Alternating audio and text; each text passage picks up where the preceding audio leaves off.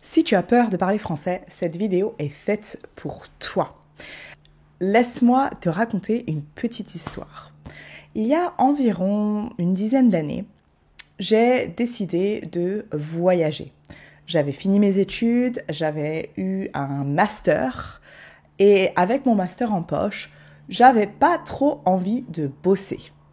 Donc je me suis dit, je vais voyager, ça me permettra de découvrir d'autres pays, d'ouvrir mon horizon et, comme on dit, d'élargir le champ des possibles. Alors, élargir le champ des possibles, c'est une phrase un peu bateau, un peu cliché, comme on dit, mais c'est assez vrai, ça correspond assez à ce dont j'avais envie à l'époque, c'est-à-dire que je voulais vraiment créer des opportunités, créer plus de chances et aussi, c'est vrai que j'avais pas vraiment envie de bosser. J'avais le sentiment que finir mes études et aller bosser directement, c'était pas exactement l'idée que je me faisais du bonheur.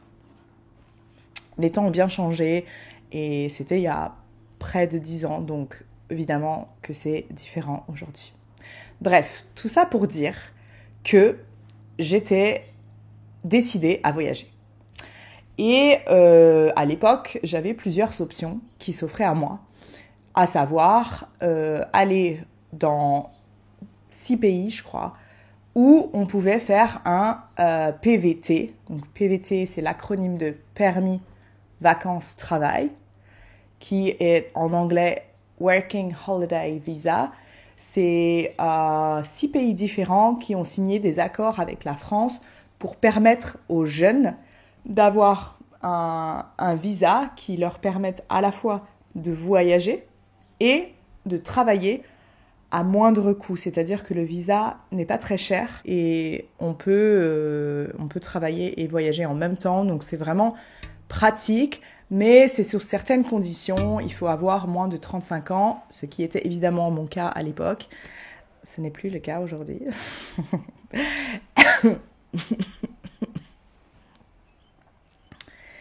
Et donc, j'avais le choix entre 6 pays différents, je crois. Donc, il y avait le Canada, l'Argentine, l'Australie, la Nouvelle-Zélande, entre autres.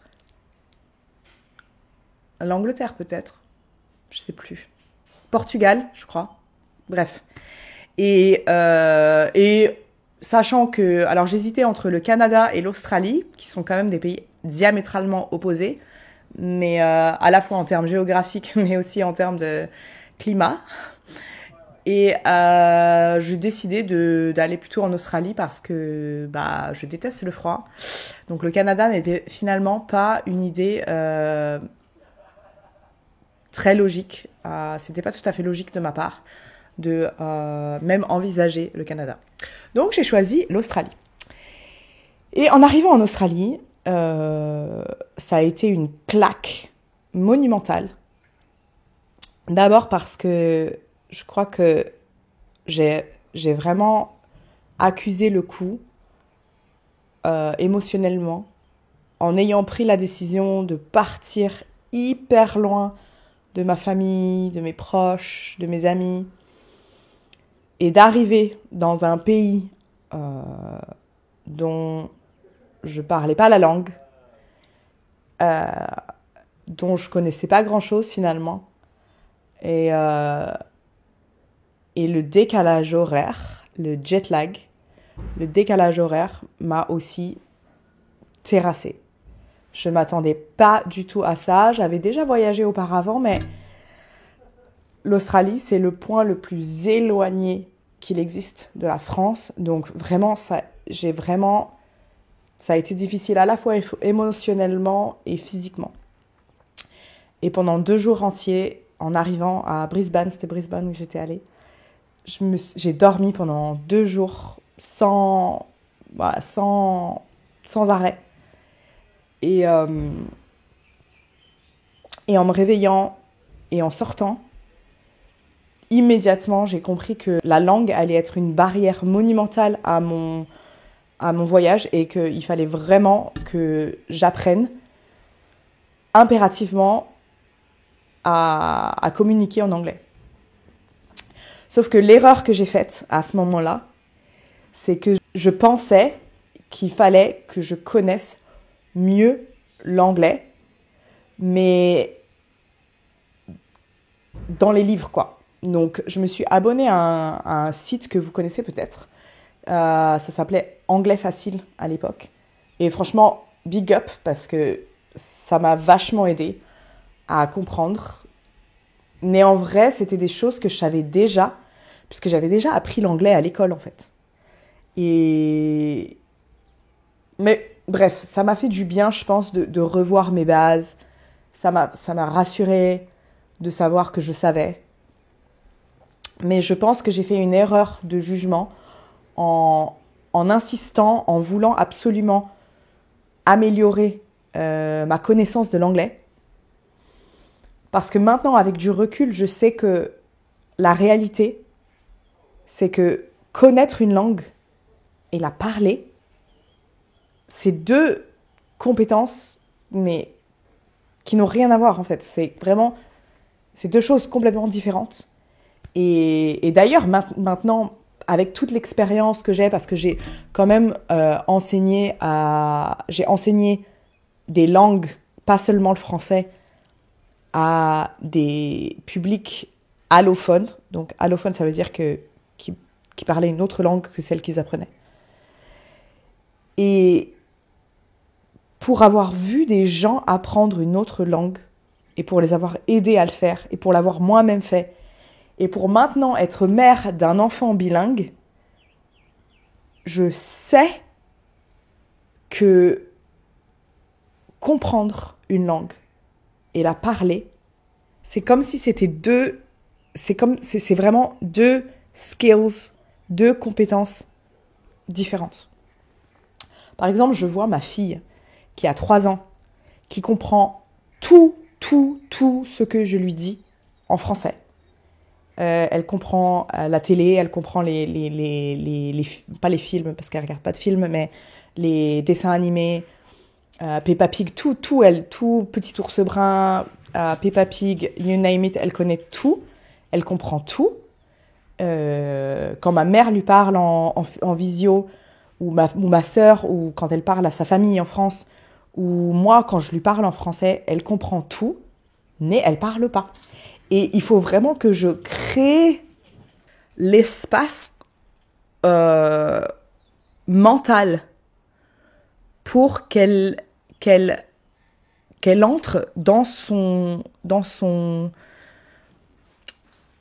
j'ai envie de dire personnage. Alors ça paraît peut-être un peu étonnant d'utiliser ce mot, mais c'est réel, et c'est aussi l'expérience que j'ai eue en Australie par exemple, et puis maintenant, puisque maintenant je vis en Nouvelle-Zélande, donc ça a été tout un chemin de pensée et un chemin de conquête de soi, parce qu'en fait quand on apprend une langue, notre identité est intimement liée à notre langage. Et dès la plus tendre enfance, dès le plus jeune âge, dès les premiers mois de la vie, où on entend une langue, où on parle une langue, on dirait que l'identité et le langage sont inextricablement liés l'un à l'autre, et que quand on parle une nouvelle langue, il faut trouver un nouveau soi, et il y a une sorte de crise identitaire où on se dit mais c'est pas naturel, c'est pas moi. Quand je parle en anglais, j'ai pas le sentiment que ce soit moi. Or, je pense que c'est pour ça que parler une autre langue, c'est comme une expansion de soi, et en fait c'est une richesse, et c'est un shift, c'est un changement, une transformation réelle qu'il faut cultiver, et qu'il faut à la fois entreprendre, mais aussi comprendre. Et c'est pour ça que c'est important d'incarner son soi dans sa nouvelle langue pour pouvoir la parler. Parce que quand on lit ou quand on écoute, c'est passif. Ce sont des choses passives, c'est de l'apprentissage passif. Tandis que quand c'est actif, et c'est pour ça que je pense que... c'est pour ça que j'utilise le mot jouer un rôle ou incarner un personnage. Parce qu'au départ, ça va paraître pas tout à fait naturel, mais en fait, on apprend à être dans ce rôle et on se rend compte que ça peut être une partie de nous, puisqu'en étant humain, on est tellement malléable et on a cette plasticité où on peut changer, on peut se transformer. Et souvent, je fais le parallèle avec... parce que des crises d'identité ou des changements d'identité, des transformations dans la vie, on n'en vit pas énormément. Mais par exemple, quand on devient parent ou quand on devient mère, je sais que personnellement, on appelle ça, d'ailleurs, aujourd'hui, il y a un terme qui a été inventé, la matrescence. En fait, on a un changement tel, et l'adolescence en est un aussi d'ailleurs, on a un changement tel où on change à tel point, mais on est toujours soi. Et c'est pour ça qu'il faut réconcilier les parties de soi qui forment soi. Parce que oui, on est unique et on est une personne, mais il y a tellement de facettes de nous qui font ce qu'on est que il faut vraiment, c'est ça, réconcilier les parties de soi. Bref, j'ai un peu digressé là, donc je vais revenir à mon propos principal. Et c'est de dire que quand on veut parler une langue, il faut à tout prix éviter de vouloir être parfait, ne jamais faire d'erreur.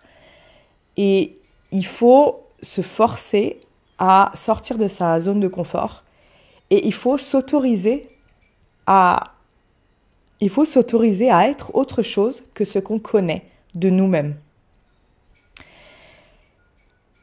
Je recommande souvent de parler face au miroir dans la langue que on apprend.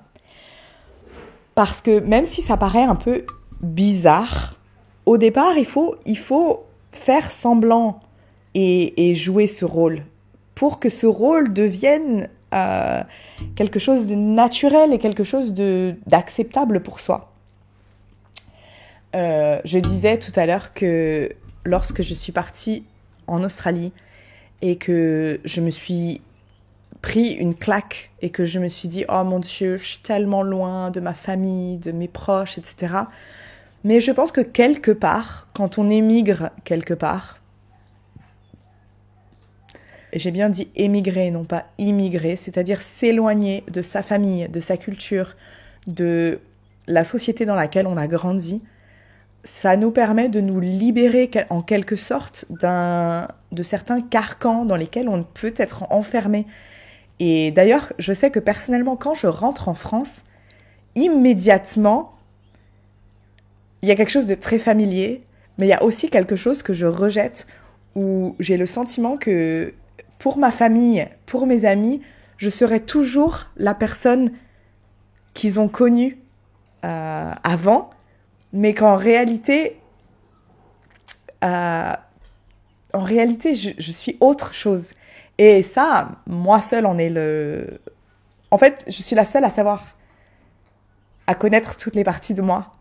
Bref, et d'ailleurs, c'est quelque chose qui est difficile pour les personnes qui sont même immigrées dans d'autres pays, c'est qu'on a toujours le sentiment d'être entre deux chaises et qu'on a toujours l'impression de jamais être ou dans l'un ou dans l'autre des pays dans lesquels on est.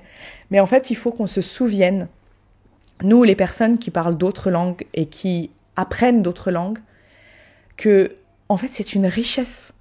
C'est une vraie richesse et c'est une vraie chance de pouvoir le faire.